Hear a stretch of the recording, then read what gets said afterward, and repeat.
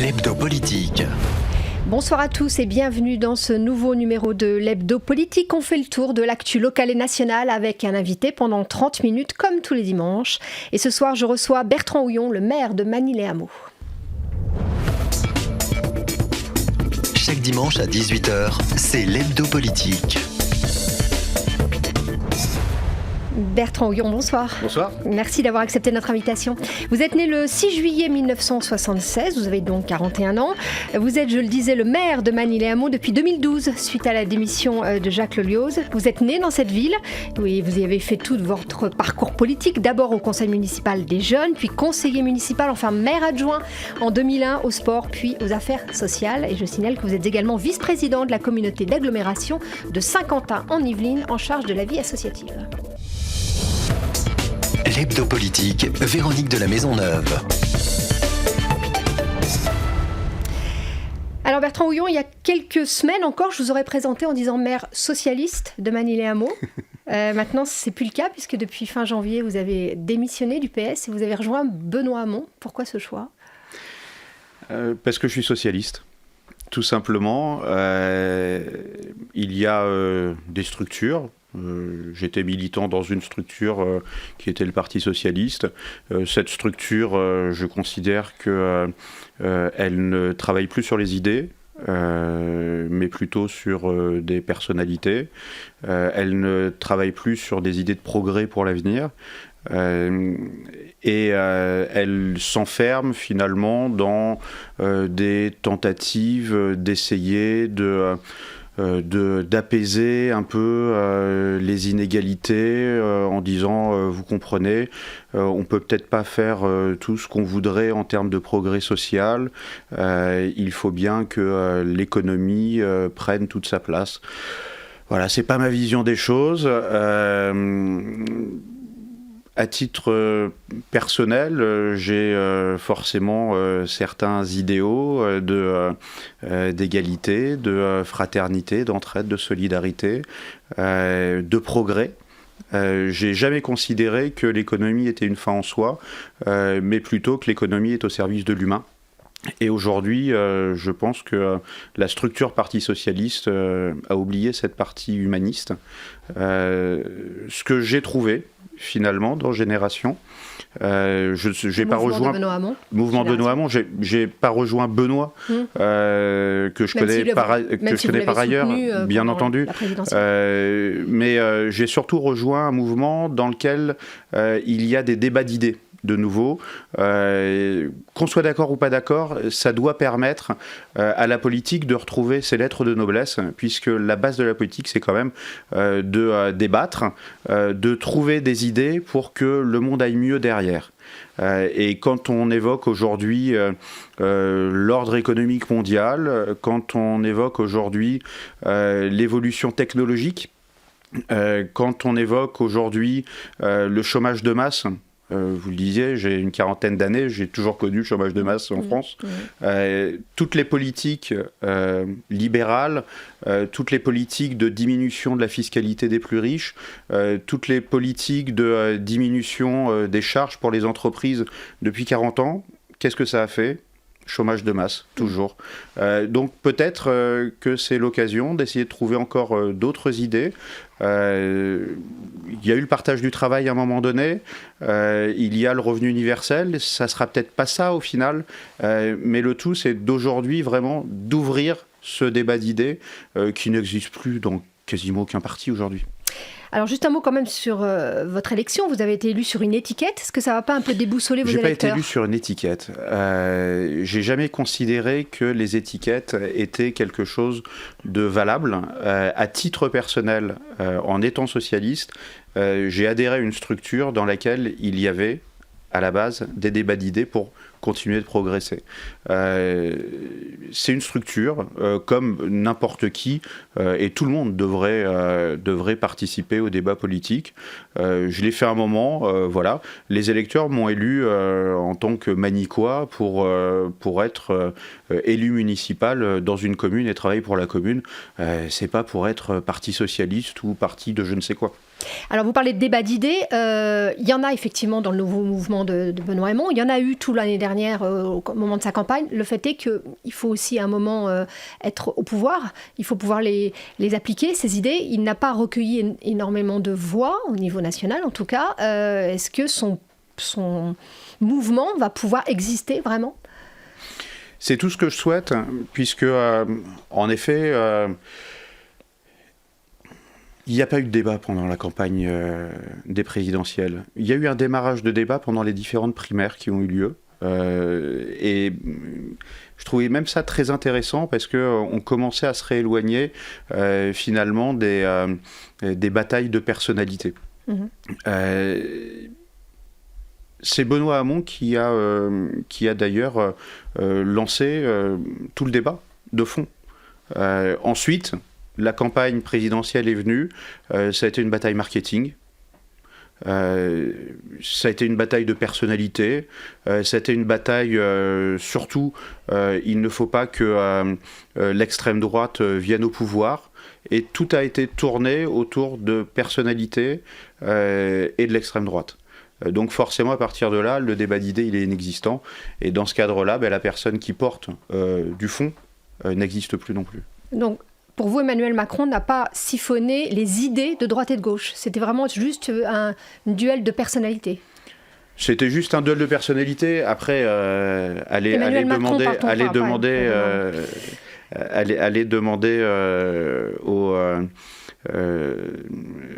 aux militants du parti d'Emmanuel Macron si ils ont siphonné les idées de gauche. Aujourd'hui, je ne le pense pas. Il y en a beaucoup qui sont partis quand même, beaucoup du PS qui sont partis vers Emmanuel Macron. Chacun fait ce qu'il veut. Que sur la personnalité, d'après vous, pas sur les idées. Oui, ou d'aller à la soupe, parce qu'en politique, on s'aperçoit qu'il y a beaucoup de ça. Alors, puisqu'on parle du gouvernement d'Emmanuel Macron, parlons de sa politique de réforme. Il veut aller vite, il enchaîne les réformes, parfois avec sévérité, on l'a vu avec les ordonnances. Est-ce que c'est bien pour le pays, parce que le pays en a besoin, ça tout le monde est d'accord, ou bien est-ce que, du coup, avec le nombre, on perd l'intérêt de ces réformes ? Le principe d'une réforme pour une république comme la République française devrait avoir un objectif qui est de mieux vivre tous ensemble après ces réformes. C'est déjà la base. Après, qu'on aille vite ou moins vite, il faut le temps de l'échange, il faut le temps du débat démocratique, parce que la France elle est plurielle aussi. Est-ce qu'il a lieu ce débat démocratique d'après vous ? Non. Et en plus, les réformes qui sont portées sont des réformes qui, je pense, détruisent la cohésion de notre France, qui détruisent le service public. En ce moment, il y a la réforme sur la SNCF, sur le rail. On voit que on nous dit d'un côté qu'on ne va pas supprimer les petites lignes, mais en même temps, on demande à la SNCF de s'aligner sur un fonctionnement européen ultralibéral du rail qui va diminuer les financements de la SNCF. Et puis, on voit qu'on s'attaque à quoi ? Pour réformer un service public qui est censé, après une réforme, aller mieux, on s'attaque au statut de ceux qui y travaillent. Est-ce que c'est ça l'important ? Est-ce que l'important n'est pas d'avoir des moyens de transport durables, plus écologiques que des bus ou des cars, qui puissent aller dans l'ensemble de nos zones rurales françaises auprès de l'ensemble des habitants pour leur permettre de vivre tous de la meilleure des façons. Et c'est la même chose pour tous les services de proximité, que ce soit la santé, on va pas être devant un écran pour se faire soigner par un médecin. À un moment donné, il faut avoir un médecin près de soi, il faut avoir aussi des services d'urgence, des EHPAD pour les seniors. Mais tous ces exemples-là que je donne, c'est tout ce qui est aujourd'hui en train d'être cassé en termes de service public.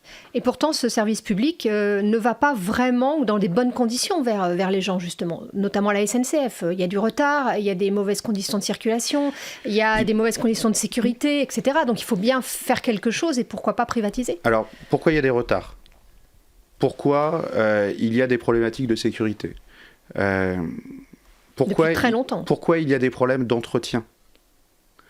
Pourquoi il y a des problèmes de non-rénovation des voies, de non-entretien des wagons, même raccourcissement des délais d'entretien pour les personnels de la SNCF, c'est tout simplement parce que ce service public a été abandonné et aujourd'hui, au lieu de le remonter et de remettre un certain nombre de financements, d'investissements dans ce domaine et dans le transport quotidien, on va le démanteler, tout simplement.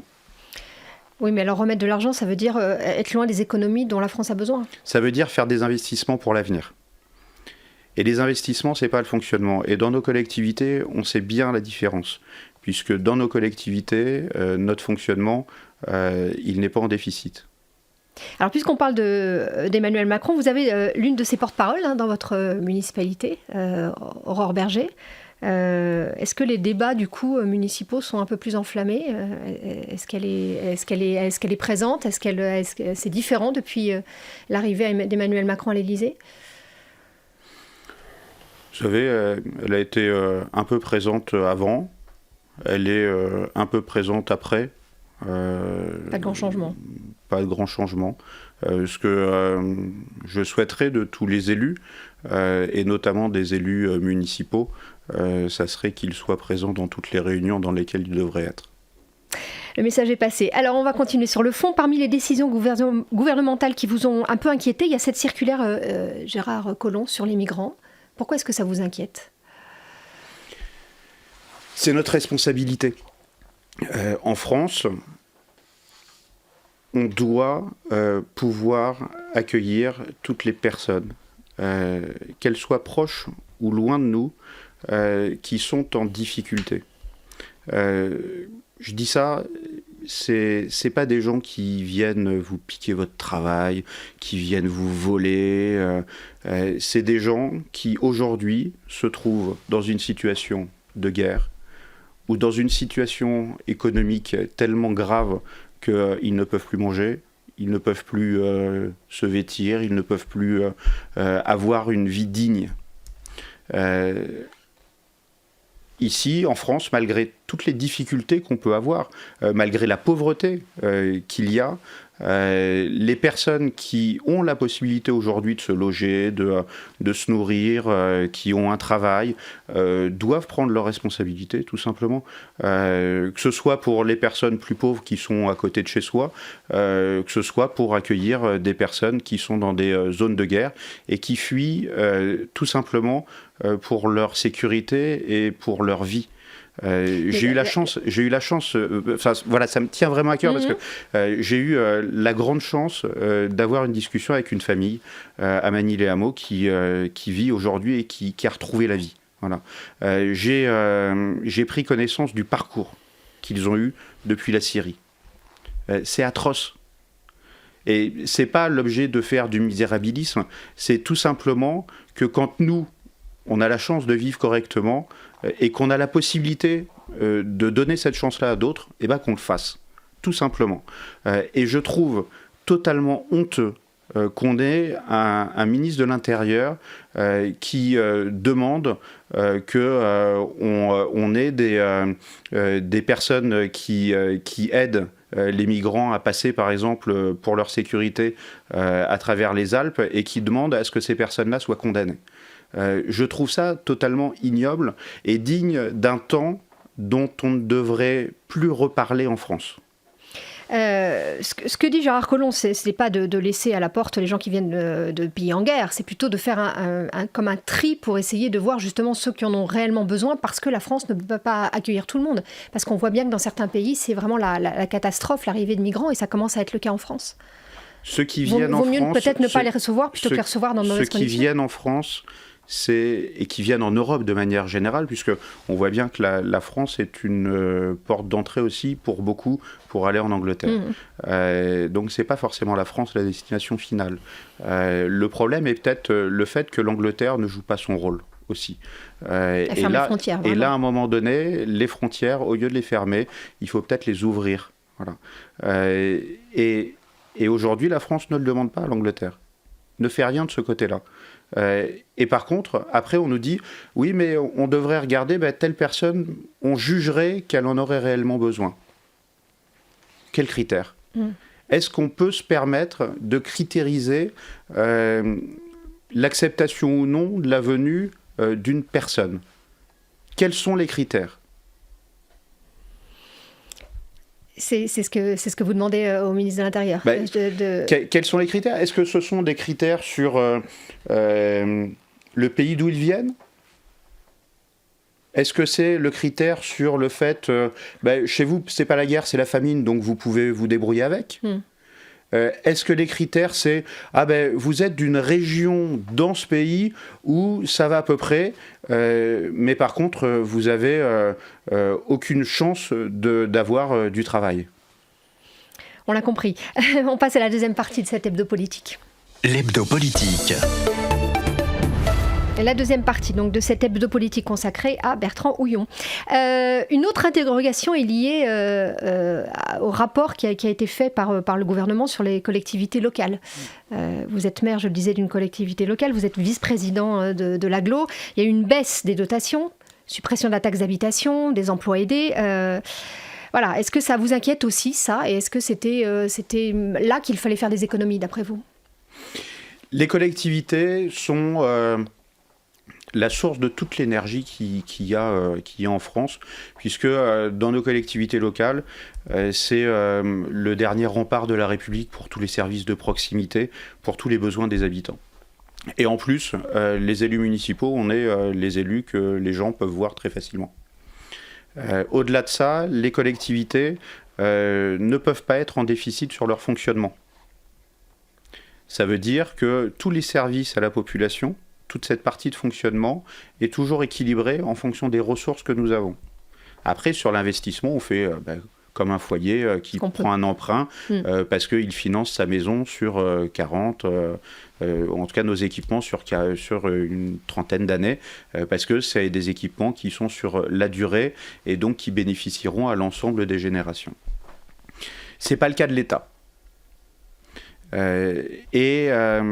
Au-delà de ça, depuis de nombreuses années maintenant, les premières structures sur lesquelles l'État a tapé pour essayer de se renflouer sans se renflouer, ce sont les collectivités, qui ont vu leur dotation générale de fonctionnement, qui sont uniquement des transferts de charges à la base, depuis l'État.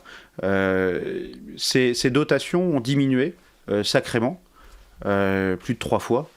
Aujourd'hui, on arrive il doit nous rester 500 000 euros de dotation sur un budget de 15 millions en dotation globale de fonctionnement. Donc c'est pas grand-chose. Plus grand-chose aujourd'hui. On en avait le triple il y a encore quelques années.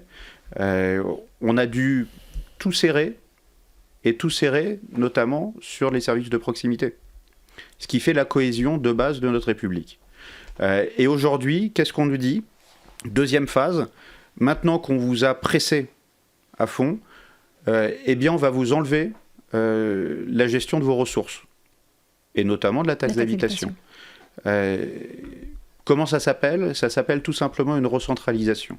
Puisque la base de nos institutions, suite à la décentralisation, c'est que toutes les collectivités sont financièrement autonomes.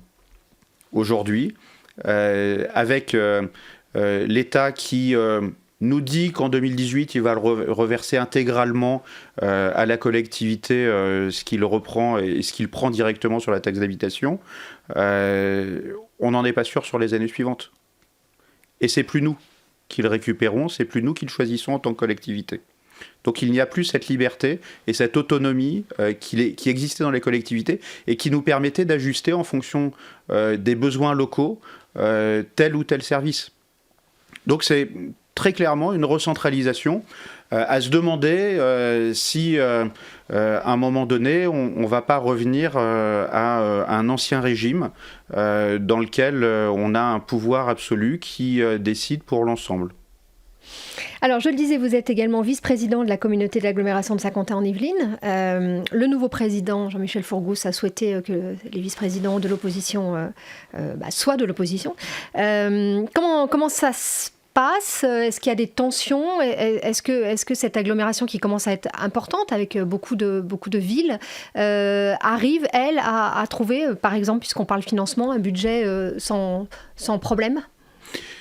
Ça faisait un moment que Quatre communes de l'agglomération n'étaient plus partie prenante dans le fonctionnement de l'agglomération. Lesquelles ? Alors c'était 4 villes qui se trouvaient dites de gauche. Donc dans la vôtre. La Verrière, Trappes, Guyancourt et Manille-les-Hameaux. On a toujours demandé à ce que l'intercommunalité fonctionne comme toutes les intercommunalités, c'est-à-dire en coopérative de communes, en respectant les choix des électeurs qui font d'abord des choix dans leur commune, et ensuite les élus communautaires sont fléchés à partir de ça, pour faire fonctionner l'intercommunalité. Donc c'est bien une coopérative de communes et pas une majorité, une opposition. Alors il y a un jeu politique qui fait que il y a une majorité, une minorité, mais il faut que tout le monde ait la possibilité, dans le respect de la diversité qui peut faire une force sur un territoire comme Saint-Quentin-en-Yvelines, il faut que tous les élus et donc toutes les communes puissent travailler ensemble. C'est ce qu'on demandait. Là, on voit qu'il y a une évolution. Puisque les communes sont représentées dans le bureau et avec des vice-présidences, avec des délégations. Ce choix-là a été fait en novembre dernier, donc il y a peu de mois encore.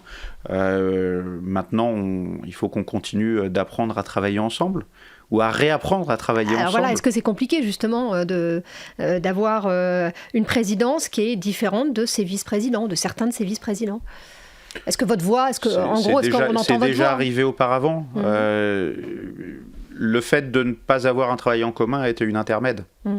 Maintenant, il faut que, au-delà des placements de structures, il y ait des actes qui montrent qu'en effet, on part sur un projet de territoire en commun, partagé, et qu'on avance en commun sur ce projet de territoire dans le cadre strict des compétences de l'agglomération, et qu'on ne se retrouve pas avec une agglomération qui aurait des tendances de supracommunalité à faire à la place des communes, voire contre les communes. Alors justement, est-ce que toutes les communes se retrouvent dans cette agglomération, qui sont présentes autour de la table ? C'est finalement une nouvelle agglomération assez récente encore aujourd'hui, avec une histoire forte entre 7 communes, moins forte avec les autres territoires qui se sont agrégés parce qu'ils n'ont pas rejoint. C'est une nouvelle intercommunalité qui a été faite, avec des habitudes de fonctionnement qui ne sont forcément pas les mêmes. Il faut apprendre tout ça. Il faut être serein sur la mise en place des nouvelles compétences sur l'ensemble du territoire. Il faut que les transferts de charges dans ce cadre-là soient les plus transparents possibles pour que la confiance existe. Il faut aussi que le projet de territoire se construise, puisqu'on n'a pas encore finalisé ce projet de territoire aujourd'hui, et surtout qu'il soit partagé par tout le monde. Mais pour vous, c'est tout de même une richesse, cette agglomération.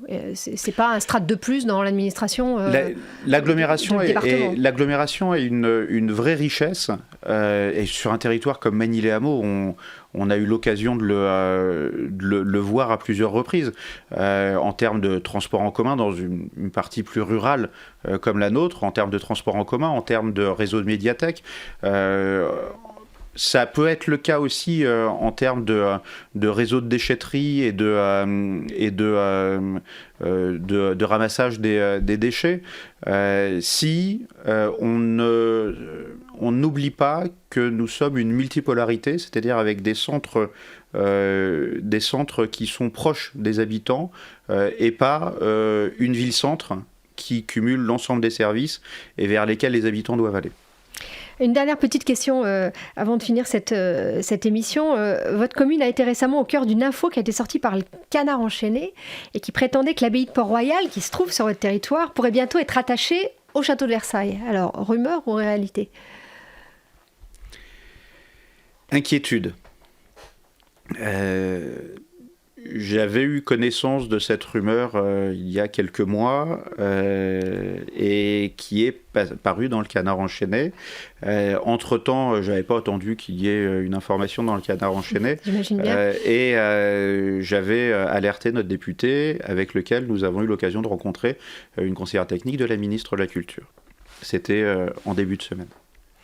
Et à l'occasion de ce rendez-vous, on a tenté de me rassurer. Je ne le suis pas. Donc ça pourrait se faire. Quelle est l'idée alors pour le ministère de la Culture ? On m'explique que c'est uniquement un soutien, que c'est que à l'étude, et que ça serait uniquement un soutien pour aider le Musée national de Port-Royal des Champs, qui a peu de moyens. Et comme l'État ne donnera pas plus de moyens, autant que ce soit peut-être l'établissement public de Versailles qui partage ses moyens à lui. Du coup, ça vous ferait perdre l'autonomie, c'est ça dont vous avez peur ? Ils nous disent que ça ne ferait pas perdre l'autonomie du tout de Port-Royal. Mais à partir du moment où un établissement public donne des moyens à un autre groupement et du coup choisit les moyens qu'il donne, pour moi, c'est une perte d'autonomie. Donc vous allez rester vigilant ? Je resterai particulièrement vigilant, d'autant que Port-Royal des Champs est, à mon avis, un musée qui résonne fortement aujourd'hui dans le contexte de notre République.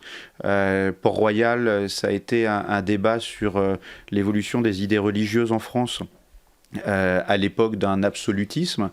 Ça a été finalement peut-être les premières idées des Lumières sur le fondement de notre République. Donc c'est important. C'est important, au-delà de Manille et Hameau. Merci beaucoup Bertrand Houillon d'avoir été notre invité ce soir. C'est la fin de cette hebdo politique. Vous pouvez retrouver l'émission en podcast audio et vidéo sur notre site internet. Bonne soirée à tous et à dimanche prochain. Chaque dimanche à 18h, c'est l'hebdo politique.